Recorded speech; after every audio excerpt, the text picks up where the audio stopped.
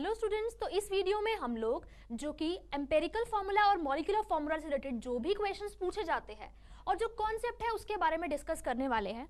तो सबसे पहले हम लोग चलते हैं कि एम्पेरिकल फार्मूला और मॉलिक्यूलर फार्मूला होता क्या है, किस तरीके से हम एम्पेरिकल फार्मूला और मॉलिक्यूलर फार्मूला को डिफाइन करते हैं। मॉलिक्यूलर फार्मूला क्या बताता है कि किसी भी फार्मूला में जितने नंबर ऑफ एटम्स एक्चुअल में प्रेजेंट होते हैं, नंबर ऑफ एटम्स प्रेजेंट किसी भी कंपाउंड में जितने नंबर ऑफ एटम्स प्रेजेंट होंगे वो क्या बताता है, मॉलिक्यूलर फार्मूला। लेकिन जितने नंबर ऑफ एटम्स उसमें प्रेजेंट है उन एटम्स का सिंपलेस्ट रेशो, उन नंबर ऑफ एटम्स का सिंपलेस्ट रेशो कौन बताता है, वो बताता है एम्पेरिकल फार्मूला।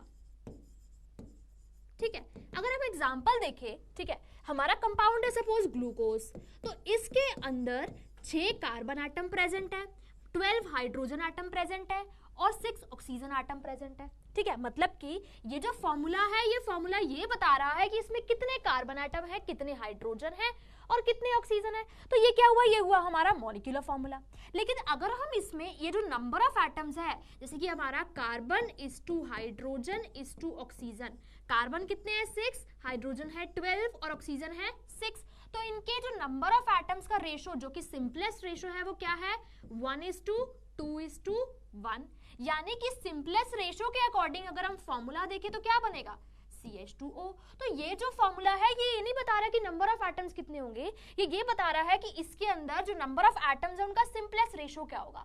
तो इस फॉर्मूला को हम क्या बोलते हैं, इसको हम एम्पेरिकल फॉर्मूला बोलते हैं, और जो एक्चुअल नंबर ऑफ एटम्स बताता है उसको हम मॉलिक्यूलर फार्मूला बोलते हैं। ठीक है, तो ये तो बात हुई एम्पेरिकल फार्मूला के बारे में और मॉलिक्यूलर फार्मूला के बारे में कि एम्पेरिकल फार्मूला क्या होता है और मॉलिक्यूलर फार्मूला क्या होता है।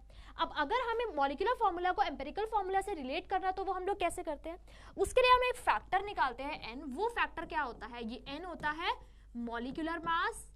मॉलिक्यूलर मास मतलब जो मॉलिक्यूलर फार्मूला का मास है जो हमारा, divided by empirical formula mass, divided by empirical formula mass. तो इससे हमारे पास क्या आ जाएगी, ये n की वैल्यू आ जाएगी। ठीक है, अब जो हमारा मॉलिक्यूलर फार्मूला होता है वो क्या होता है, इस एम्पेरिकल फार्मूला में जो रेशो है अगर उसको हम इस n से मल्टीप्लाई कर दे तो हमारे पास क्या आ जाएगा, मॉलिक्यूलर फार्मूला आ जाएगा। ठीक है, तो इस तरीके से अगर हमारे पास मॉलिक्यूलर मास गिवन है, हमारे पास एम्पेरिकल फार्मूला गिवन है, तो हम उस एम्पेरिकल फार्मूला से एम्पेरिकल मास कैलकुलेट कर सकते हैं। तो n की वैल्यू आ जाएगी और n की वैल्यू आ गई तो हम एम्पेरिकल फार्मूला से मॉलिक्यूलर फार्मूला भी कैलकुलेट कर सकते हैं। अभी जब हम क्वेश्चंस डिस्कस करेंगे तो आपको बहुत अच्छे से क्लियर हो जाएगा कि किस तरीके से हम लोग निकालते हैं। ठीक है, सबसे पहले एक फर्स्ट एग्जांपल लेते हैं, बहुत ही सिंपल सा एग्जांपल लेते हैं कि अगर हमारे पास कोई कंपाउंड है उसमें जो भी एलिमेंट्स प्रेजेंट है उन एलिमेंट्स की हमारे पास परसेंटेज गिवन है कि उस कंपाउंड में इतनी परसेंटेज है उन एलिमेंट्स की। हमें बताना है कि उस कंपाउंड का एम्पेरिकल फार्मूला क्या होगा, तो हम कैसे निकालेंगे। देखो, तो हमें क्या करना है, एक सिंपल सी टेबल बनानी है। अब लेट सपोज एक जनरल सा एग्जांपल लेते हैं हम लोग, उस कंपाउंड में प्रेजेंट है कार्बन, हाइड्रोजन और ऑक्सीजन। ठीक है, हमसे बोला है कि जो कार्बन की परसेंटेज है, जो यहाँ पे परसेंटेज है उस कंपाउंड में कार्बन की, वो है 60%, हाइड्रोजन की है 8% और हमारे पास जो ऑक्सीजन है उसकी है 32%। ठीक है, तो हम क्या करेंगे, सबसे पहले एक कॉलम लिखेंगे जो उनकी परसेंटेज गिवन है। ठीक है, अब हम क्या करेंगे, इस परसेंटेज को डिवाइड कर देंगे इन एलिमेंट्स के मॉलिक्यूलर मास से। ठीक है, अगर हमारे पास क्वेश्चन है, क्वेश्चन में हमारे पास परसेंटेज गिवन है, हमें बोला है कि इस कंपाउंड का मॉलिक्यूलर फार्मूला बताओ या फिर एम्पेरिकल फार्मूला बताओ, तो हम कैसे बताएंगे। देखो, तो हम क्या करेंगे, ये जो परसेंटेज गिवन है इस परसेंटेज को डिवाइड कर देंगे किससे, मास से। ठीक है, तो 60 को हम डिवाइड कर देंगे किससे, 12 से। तो यहाँ पे कार्बन का मास 12 होता है तो कार्बन का जो आएगा डिवाइड करके वो आएगा 5। ऐसे ही हम हाइड्रोजन से करेंगे तो वो हो जाएगा 8, और ऐसे अगर हम ऑक्सीजन के मास से डिवाइड करेंगे 32/16 तो वो हो जाएगा 2। अब ये तो एक सिंपलेस्ट रेशो ही आ रहा है। अब सपोज अगर ये रेशो ना होता, ये होता 4.6, ये होता 7 पॉइंट समथिंग एंड ये होता 1.6, तो उस केस में हम क्या करते, जो सबसे छोटे वाला डिजिट है उससे हम पूरे को डिवाइड कर देते और फिर हमारे पास सिंपलेस्ट रेशो आ जाता। अब यहाँ पे तो ऑलरेडी सिंपलेस्ट रेशो आ रहा है तो हमें कुछ नहीं करना। ठीक है, लेकिन अगर सिंपलेस्ट रेशो ना होता यहाँ पे तो हम क्या करते, जो सबसे छोटी वैल्यू होती उससे डिवाइड कर देते और हमारे पास सिंपलेस्ट रेशो निकल के आ गया। अब हमारे पास इन एटम्स का सिंपलेस्ट रेशो तो आ गया, तो हम क्या कर सकते हैं, सिंपल एम्पेरिकल फार्मूला बता सकते हैं। Carbon is to hydrogen is to oxygen, carbon है 5, हाइड्रोजन है 8 एंड ऑक्सीजन है 2। तो एम्पिरिकल फॉर्मूला क्या हो जाएगा कंपाउंड का? कंपाउंड का एम्पिरिकल फॉर्मूला हो जाएगा C5H8 एंड O2। ठीक है, ये क्या हो जाएगा कंपाउंड का एम्पिरिकल फॉर्मूला। तो ऐसे ही किसी भी क्वेश्चन में, अब देखो यहाँ पे हमें मॉलिक्यूलर मास के बारे में कुछ भी नहीं गिवन। अब क्वेश्चंस में क्या बोला जाता है, क्वेश्चंस में हमें परसेंटेज कंपोजिशन गिवन होगी, तो परसेंटेज कंपोजिशन से हम लोग क्या करेंगे, सबसे पहले एम्पिरिकल फॉर्मूला कैलकुलेट करेंगे इस मास से डिवाइड करके, इनके एटॉमिक मासेस से डिवाइड करके। और क्वेश्चन में हमारे पास क्या गिवन होगा, मॉलिक्यूलर मास गिवन होगा, तो उस मॉलिक्यूलर मास से और एम्पिरिकल मास को डिवाइड करके हम उस n की वैल्यू निकालेंगे, देन हम क्या करेंगे, मॉलिक्यूलर फॉर्मूला कैलकुलेट कर लेंगे। अब इससे रिलेटेड हम एक क्वेश्चन देखते हैं तो आपको और अच्छे से क्लियर हो जाएगा। इस क्वेश्चन में वो बोल रहा है कि हमें कंपाउंड का मॉलिक्यूलर फॉर्मूला बताना है, ठीक है, और इस कंपाउंड में हमारे पास 20% कैल्शियम है और 80% ब्रोमीन है। ठीक है, मतलब कैल्शियम का ब्रोमीन के साथ एक कंपाउंड है, हमें नहीं पता क्या फॉर्मूला है, वो फॉर्मूला ही हमें बताना है। देखो हमें बोला है कि कैल्शियम कितना है इसके पास, तो हम क्या करते हैं, दोनों एलिमेंट्स लिख लेते हैं। कैल्शियम है हमारे पास इस कंपाउंड में 20% और ब्रोमीन है 80%। ठीक है, और हमें बोला है कि मॉलिक्यूलर वेट है कंपाउंड का 200। मॉलिक्यूलर वेट कितना है, 200 है। ठीक है, तो देखो अब हमारे पास परसेंटेज हमें पता है, हम क्या करते हैं, परसेंटेज को डिवाइड कर देते हैं एटॉमिक मासेस से। तो क्या हो जाएगा, ये हो जाएगा 20/40, कैल्शियम का एटॉमिक मास 40 होता है, ये हो जाएगा 1/2। ठीक है, और ब्रोमीन का मास तो 80 होता है, तो क्या हो जाएगा 80/80 यानी कि 1। ठीक है, तो जो हमारा कैल्शियम इज टू ब्रोमीन है, इसका रेशो कितना है, 1/2:1। इसको हम लिख सकते हैं एज अ सिंपलेस्ट रेशो 1:2, ये 2 उधर चला जाएगा। तो यानी कि इससे जो हमारा एम्पिरिकल फॉर्मूला बनेगा वो क्या होगा, CaBr2, ये हमारा एम्पिरिकल फॉर्मूला हो जाएगा। ठीक है, अब हमसे क्वेश्चन में तो मॉलिक्यूलर फॉर्मूला पूछा है। ठीक है, तो पहले हमें क्या करना पड़ेगा, पहले हमें इस मॉलिक्यूलर फॉर्मूला निकालने के लिए मॉलिक्यूलर मास गिवन है, n की वैल्यू कैलकुलेट करेंगे। और क्या चाहिए होता है हमें, और चाहिए होता है एम्पेरिकल मास, तो हम एम्पेरिकल मास निकाल लेते हैं। तो जो हमारा एम्पेरिकल फॉर्मूला मास होगा वो कितना होगा, 40 प्लस ब्रोमीन का होता है 80, तो ये हो जाएगा 160 यानी कि कितना हो गया 200। तो हमारा एम्पेरिकल मास आ गया 40 प्लस 160 यानी कि 200। ठीक है, अब हम n की वैल्यू कैलकुलेट करते हैं। n क्या होता है, मॉलिक्यूलर मास, मॉलिक्यूलर मास भी कितना है 200 डिवाइडेड बाय एम्पेरिकल मास भी कितना है 200 यानी कि n की वैल्यू 1 है। तो मॉलिक्यूलर फॉर्मूला और एम्पेरिकल फॉर्मूला ये सेम होगा, और जो हमारा कंपाउंड है उसका मॉलिक्यूलर फॉर्मूला क्या होगा, CaBr2। अगर अपने ऑप्शंस में देखें हम तो उस अकॉर्डिंग ऑप्शन बी हमारा करेक्ट ऑप्शन होगा। अब इस क्वेश्चन में अगर एक ट्विस्ट डाल देता, ट्विस्ट क्या होता है इस क्वेश्चन में कि अगर हमारे पास मॉलिक्यूलर वेट की जगह वेपर डेंसिटी गिवन होती तो हम क्या करते। ठीक है, अब हमें सबको ही पता ही है, मैंने लास्ट लेक्चर में बताया था कि वेपर डेंसिटी क्या होती है, मॉलिक्यूलर वेट डिवाइडेड बाय 2। तो हम क्या करते, वेपर डेंसिटी को 2 से मल्टीप्लाई कर देते और मॉलिक्यूलर वेट आ जाता, और सिमिलर तरीके से फिर हम क्वेश्चन को प्रोसीड करते। अब क्वेश्चन में क्या पॉसिबिलिटी थी कि इस मॉलिक्यूलर वेट की जगह अगर हमें वेपर डेंसिटी दे देता तो हम वेपर डेंसिटी को 2 से मल्टीप्लाई कर देते, मॉलिक्यूलर वेट आ जाता, सिमिलर तरीके से हम क्वेश्चंस को प्रोसीड करते और हमारे पास आंसर आ जाता। ठीक है, तो ये तो कुछ बेसिक से क्वेश्चंस थे जो एम्पेरिकल फॉर्मूला से रिलेटेड पूछे जाते हैं या फिर मॉलिक्यूलर फॉर्मूला से रिलेटेड पूछे जाते हैं, जिसमें हमें परसेंटेज गिवन होगी क्वेश्चंस में। ठीक है, और या फिर हमारे पास मॉलिक्यूलर वेट गिवन होगा, या फिर हमारे पास क्या गिवन होगा, वेपर डेंसिटी गिवन होगी। हमें बताना होगा कि मॉलिक्यूलर फॉर्मूला क्या है। ठीक है, अब हम सेकेंड तरीके के क्वेश्चंस पढ़ते हैं, जिनमें सेकेंड तरीके के जो टाइप 2 क्वेश्चंस जो पूछे जाते हैं मॉलिक्यूलर फॉर्मूला से रिलेटेड, जिनमें हमें बताना होगा कि कंपाउंड का मॉलिक्यूलर फॉर्मूला क्या होगा। वो क्वेश्चंस हम पढ़ते हैं कंबशन के लिए, कि अगर हम किसी हाइड्रोकार्बन को बर्न कर रहे हैं, ठीक है, तो हाइड्रोकार्बन को बर्न करने पर हमारी इतनी CO2 प्रोड्यूस हो रही है, इतनी वाटर प्रोड्यूस हो रही है, हमें बताना है कि मॉलिक्यूलर फॉर्मूला क्या होगा। इससे जो जेईई में क्वेश्चंस होते हैं बहुत ही ज्यादा पूछे जाते हैं, और इन क्वेश्चंस में कुछ नहीं है, बस एक सिंपल सा कॉन्सेप्ट है। अगर आप वो कॉन्सेप्ट समझ लेते हैं तो बहुत इजीली क्वेश्चंस को सॉल्व कर सकते हैं। तो सबसे पहले उस कॉन्सेप्ट को देखते हैं। देखो, अगर सपोज करते हैं हमारे पास एक हाइड्रोकार्बन है CXHYOZ, इसको हम बर्न कर रहे हैं ऑक्सीजन की प्रेजेंस में, और ये क्या फॉर्म करेगा, CO2 गैस प्लस वाटर। अब वाटर की स्टेट लिक्विड होगी या गैसियस, वो डिपेंड करेगा टेम्परेचर पे। अगर टेम्परेचर क्या होगा 100 डिग्री सेल्सियस से ज्यादा होगा तो वो गैसियस फॉर्म में होगा, लेकिन अगर टेम्परेचर 100 डिग्री सेल्सियस से कम होगा तो वो लिक्विड फॉर्म में होगा। ठीक है, तो देखो ये रिएक्शन हो गई एक हाइड्रोकार्बन की बर्निंग की। ठीक है, अब हम क्या करते हैं, इस रिएक्शन को बैलेंस करते हैं। यहाँ पे X कार्बन है तो ये क्या हो जाएंगे XCO2, हाइड्रोजन को बैलेंस करने के लिए यहाँ पे Y है तो ये हो जाएगा Y/2। क्यों, क्योंकि यहाँ पे 2 हाइड्रोजन है। ठीक है। अब बचा ऑक्सीजन, ऑक्सीजन को हमें बैलेंस करना है। ऑक्सीजन को बैलेंस कैसे करेंगे, देखो यहाँ पे हम मान लेते हैं ये n ऑक्सीजन है, तो टोटल यहाँ पे LHS में ऑक्सीजन कितने हो जाएंगे, Z प्लस 2n, ठीक है, और यहाँ पे कितने हो जाएंगे 2x प्लस y/2 इंटू 1, एक ही ऑक्सीजन है, ठीक है। तो यहाँ से हम लोग क्या करते हैं, यहाँ से हम लोग वैल्यू निकालते हैं n की, तो 2n हो जाएगा 2x plus y/2 minus z, n क्या हो जाएगा, n हो जाएगा यहाँ पे x plus y/4 minus z/2, यहाँ से हमने n की वैल्यू निकाल ली, तो हमारे पास n आ गया यहाँ पे देखो, ठीक है। इसमें ऑक्सीजन भी प्रेजेंट था, अगर ऑक्सीजन प्रेजेंट ना होता तो रिएक्शन कुछ इस तरीके से होती यहाँ पे, अगर ऑक्सीजन प्रेजेंट ना होता CXHY प्लस ऑक्सीजन के प्रेजेंस में हम बर्न करेंगे तो फॉर्म करेगा CO2 गैस प्लस H2O, ठीक है, ये गैसियस फॉर्म में होगा और ये लिक्विड फॉर्म में होगा, अगर टेम्परेचर वो टेम्परेचर पे ही डिपेंड करेगा, देखो तो यहाँ पे X CO2 हो जाएगा और यहाँ पे Y H2O हो जाएगा, और यहाँ पे जो हम ऑक्सीजन आएगा सॉल्व करके वो आएगा अप्रोक्सीमेटली X प्लस Y/4, इस तरीके से आएगा, ठीक है।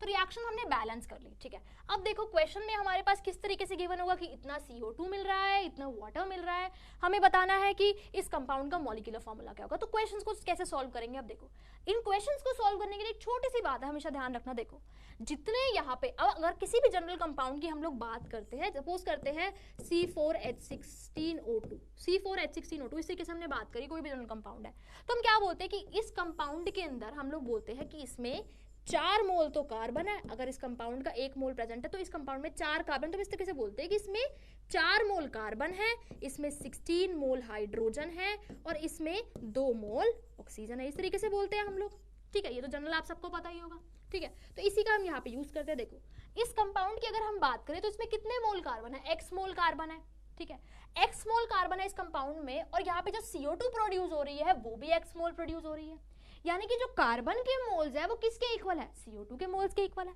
तो हम एक छोटी सी जनरलाइज इक्वेशन, छोटी सी जनरल स्टेटमेंट लिख सकते हैं यहाँ पे कि जो number of moles of carbon होंगे वो किसके इक्वल होंगे, number of moles of carbon होंगे वो किसके इक्वल होंगे, number of moles of hydrogen के, ठीक है।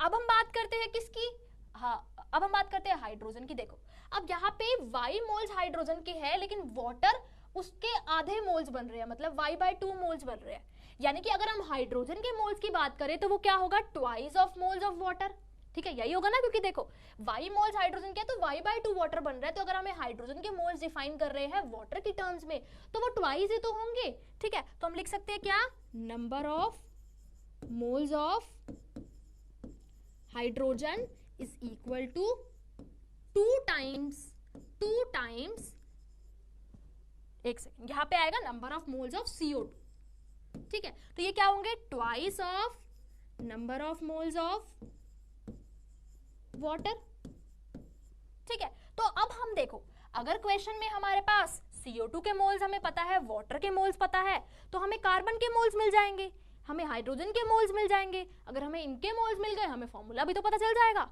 ठीक है। तो ये चीज इन क्वेश्चंस में हमेशा ध्यान रखनी है कि जो CO2 के मोल्स होंगे वो किसके मोल्स के इक्वल होंगे, कार्बन के मोल्स के इक्वल होंगे, और जो हाइड्रोजन के मोल्स होंगे उसके ट्वाइस हाइड्रोजन के मोल्स के इक्वल होंगे। अगर आपको ये पता है तो आप इनके मोल्स निकाल सकते हैं, आप फॉर्मूला भी निकाल सकते हैं। अभी जब हम क्वेश्चन डिस्कस करेंगे तो आपको बहुत अच्छे से क्लियर हो जाएगा। तो सबसे पहले हम लोग क्वेश्चन पे चलते हैं, बस आपको ये चीज ध्यान रखनी है इन क्वेश्चन में, ऐसे क्वेश्चन जेईई में बहुत ज्यादा पूछे जाते हैं कि कंपाउंड का मॉलिक्यूलर फॉर्मूला क्या होगा, ठीक है। तो फर्स्ट क्वेश्चन पे चलते हैं। देखो इस क्वेश्चन में वो बोल रहा है कि अगर हमारे पास एक ऑर्गेनिक कंपाउंड है 60 ग्राम, ठीक है, उसमें कार्बन भी है, उसमें हाइड्रोजन भी है और ऑक्सीजन भी है। अब यहाँ पे तो गिवन है कि इसमें ऑक्सीजन भी है, कई बार क्या होता है क्वेश्चन में गिवन नहीं होता, आपको खुद को पहचानना है कि क्या उसमें ऑक्सीजन प्रेजेंट है या नहीं है, ठीक है। तो आपको क्या करना है, खुद चेक करना है कि उसमें ऑक्सीजन है या नहीं है। यहाँ पे तो गिवन है लेकिन कई बार क्वेश्चन में गिवन नहीं होता, ठीक है। तो देखो हम हमारे पास तो फॉर्मूला क्या होगा, CXHYOZ सपोज कर लेते हैं, ये फॉर्मूला है, ठीक है। हम क्या कर रहे हैं, इसकी कंप्लीट, जब इस कंपाउंड की कंप्लीट कंबशन हो रही है, ठीक है, हम क्या कर रहे हैं, इस कंपाउंड को CXHYO2 इसको बर्न कर रहे हैं ऑक्सीजन की प्रेजेंस में, तो ये क्या फॉर्म करेगा, CO2 प्लस H2O, ठीक है। तो देखो यहाँ पे CO2 कितना होगा X और वाटर कितना होगा Y/2, ठीक है, ये हो जाएगा। और अगर हम ऑक्सीजन की बात करें तो ऑक्सीजन हमारा को पता ही है, हमने जो अभी पीछे निकाला था यहाँ पे, ठीक है। तो देखो बैलेंसिंग जब हम करेंगे उसके बाद हमें बोल रहा है कि जब इसकी 60 ग्राम ऑफ ऑर्गेनिक कंपाउंड की कंप्लीट कंबशन हो रही है तो क्या मिल रहा है, हमें मिल रहा है 88 ग्राम CO2, ठीक है, और हमें मिल रहा है 36 ग्राम वाटर। क्या मिल रहा है, 36 ग्राम वाटर, ठीक है।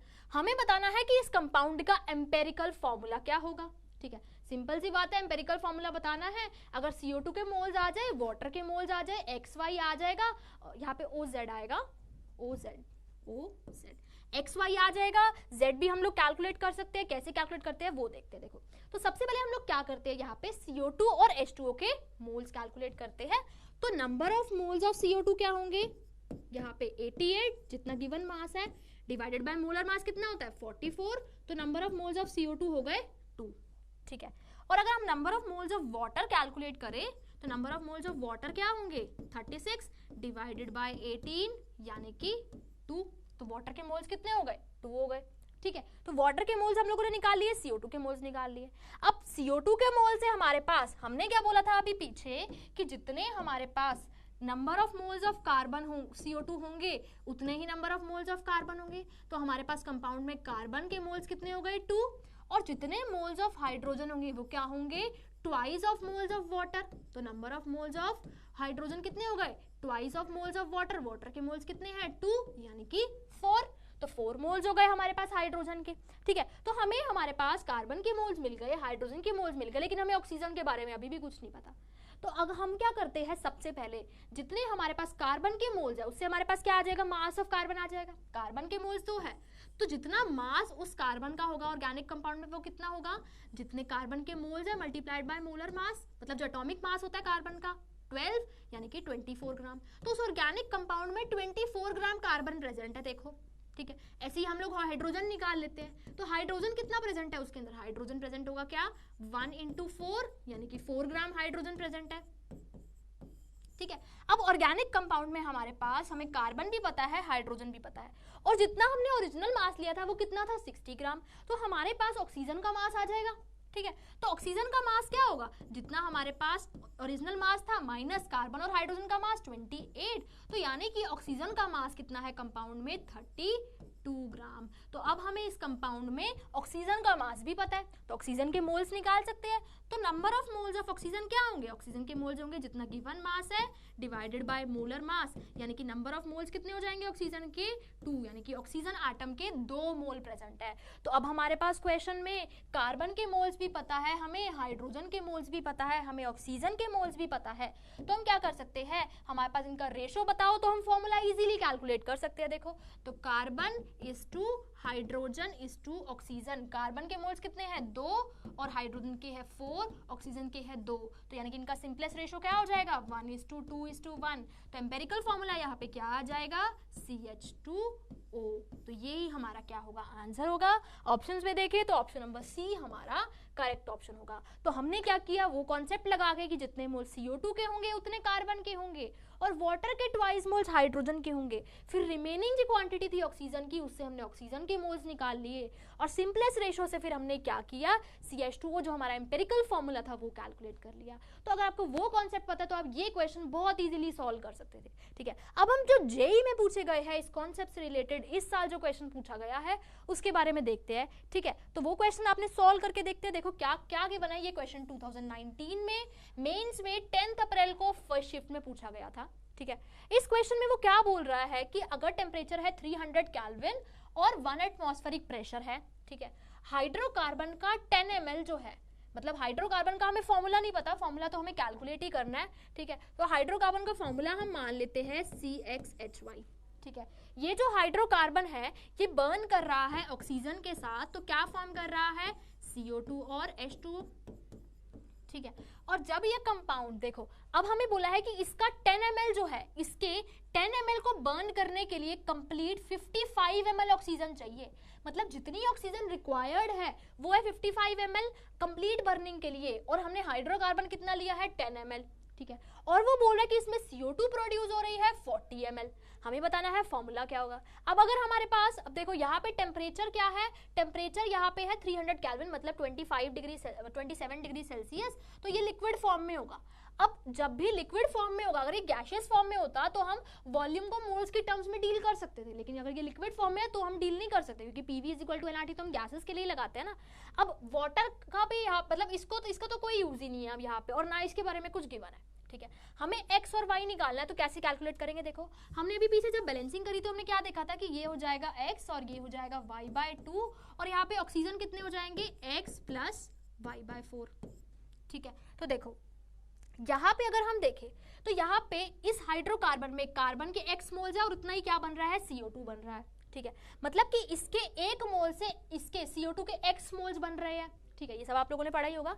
इसके एक मोल से इसके x मोल बन रहे हैं, यानी कि यहाँ पे इसके, अगर हम गैसेस के बारे में बात करते हैं तो इसके 1 वॉल्यूम से इसका x वॉल्यूम बनेगा, ठीक है। अब हमने हाइड्रोकार्बन कितना लिया था, हमने हाइड्रोकार्बन यहाँ पे लिया था 10 ml, यानी कि इसके 10 ml से कितना बनेगा, इसका 10x बनेगा, 10x बनेगा, ठीक है।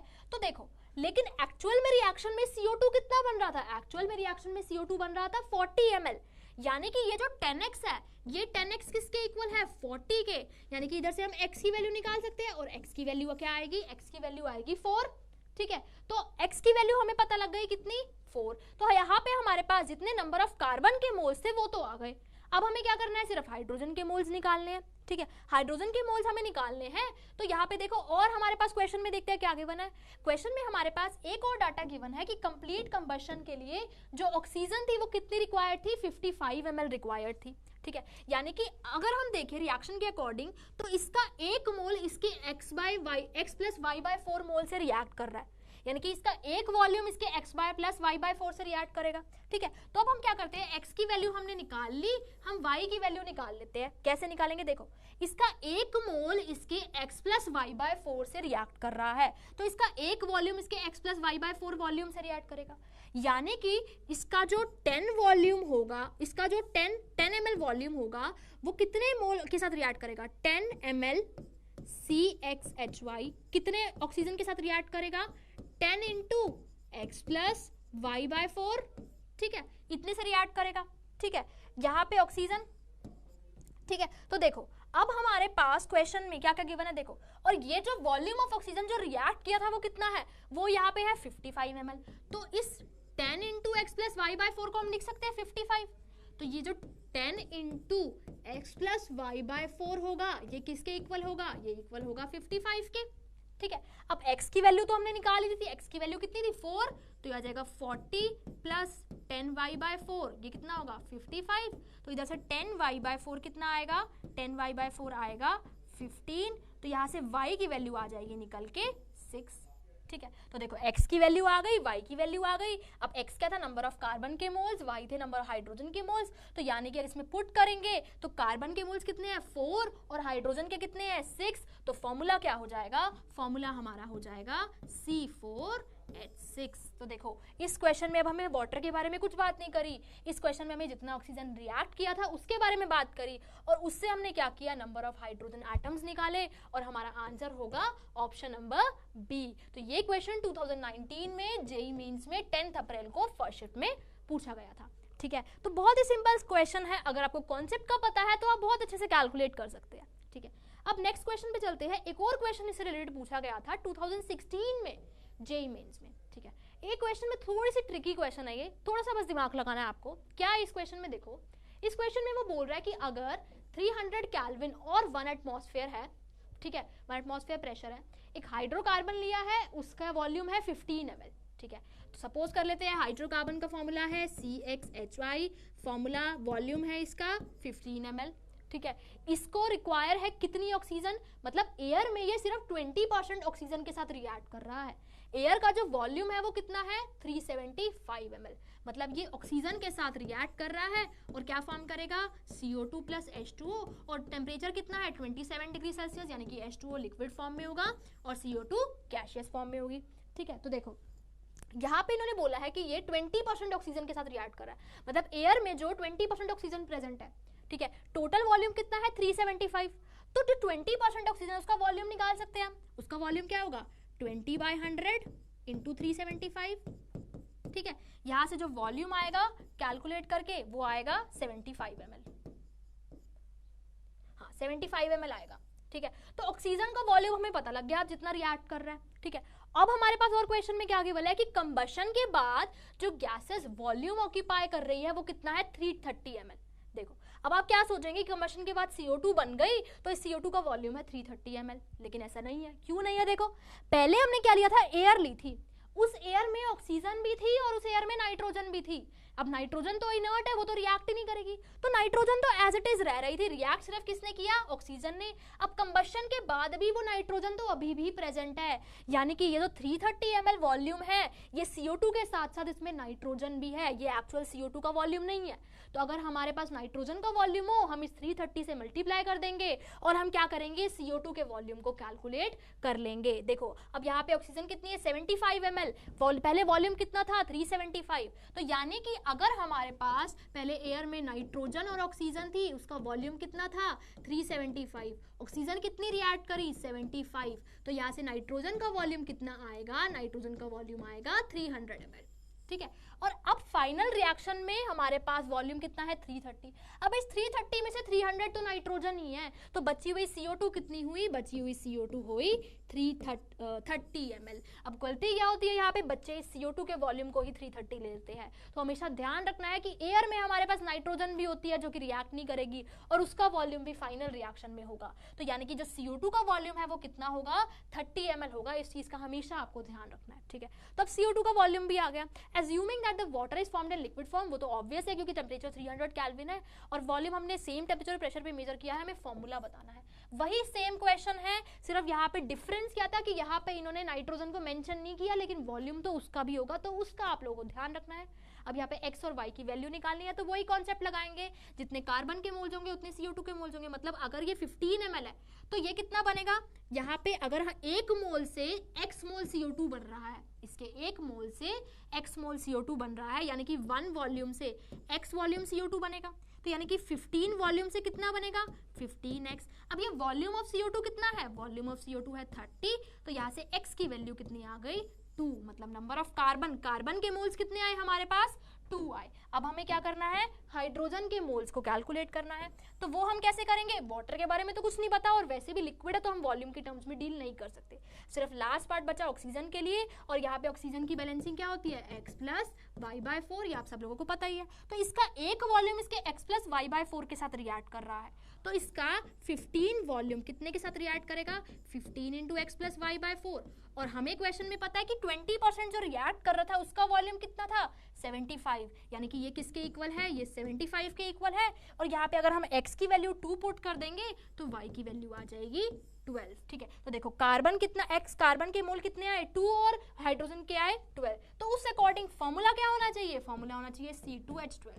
अब देखो क्या ये पॉसिबल है, ये तो पॉसिबल ही नहीं है, ठीक है। 2 कार्बन पे 12 हाइड्रोजन लगा दे, ये तो पॉसिबल ही नहीं है। तो कुछ ना कुछ गड़बड़ है इस क्वेश्चन में, कुछ डाटा में, तो इसलिए हम क्या करते हैं यहाँ पे, क्योंकि ना तो ये ऑप्शन में तो पॉसिबल ही नहीं हो सकता, क्योंकि C2H12 तो पॉसिबल ही नहीं हो सकता। तो इस क्वेश्चन में एक छोटी सी मिस्टेक है, ठीक है। हमारे पास ये इक्वेशन थी, ठीक है। इस इक्वेशन में जो x प्लस y/4 होगा वो किसके इक्वल होगा, वो होगा 5 इक्वल। तो अगर हम क्या करते हैं, इसके अंदर x की वैल्यू पुट कर देते हैं 3 और y की वैल्यू क्या पुट कर देते हैं 8, ठीक है। तो क्या हो जाएगा 3 प्लस 8/4, 3 प्लस 2 5 के इक्वल आ जाएगा। तो उस अकॉर्डिंग जो हमारा फॉर्मूला आना चाहिए वो आना चाहिए C3H8, ठीक है। तो हमारा ऑप्शन करेक्ट, अगर ऑप्शंस में देखें तो ए ऑप्शन करेक्ट हो। तो मतलब इस क्वेश्चन में कुछ डाटा में कुछ गड़बड़ है जिस वजह से ये आंसर आ रहा है। तो हमने क्या किया, जनरल पुट करके देख लिया, वैसे ये मेथड करेक्ट मेथड नहीं है। तो आपको क्या करना है, इन क्वेश्चंस में हमेशा ध्यान रखना है कि कार्बन के मोल CO2 के इक्वल होंगे और हाइड्रोजन के जो मोल्स होंगे वो ट्वाइस ऑफ वाटर मोल्स के इक्वल होंगे। और हम क्या करेंगे, देख के कि कितना ऑक्सीजन कितने के साथ रिएक्ट कर रहा है, उससे भी हम क्या कर सकते हैं, हाइड्रोजन के मोल्स को कैलकुलेट कर सकते हैं। तो यहाँ पे मैंने जितने भी अच्छे क्वेश्चन थे मॉलिक्यूलर फार्मूला और एम्पेरिकल फार्मूला से रिलेटेड जो पूछे गए हैं जेईई मेंस में, वो सब डिस्कस कर लिए हैं, ठीक है। तो अगर आपको ये वीडियो पसंद आई हो तो प्लीज इस वीडियो को लाइक करें और हमारे डाउटनेट चैनल को सब्सक्राइब करें।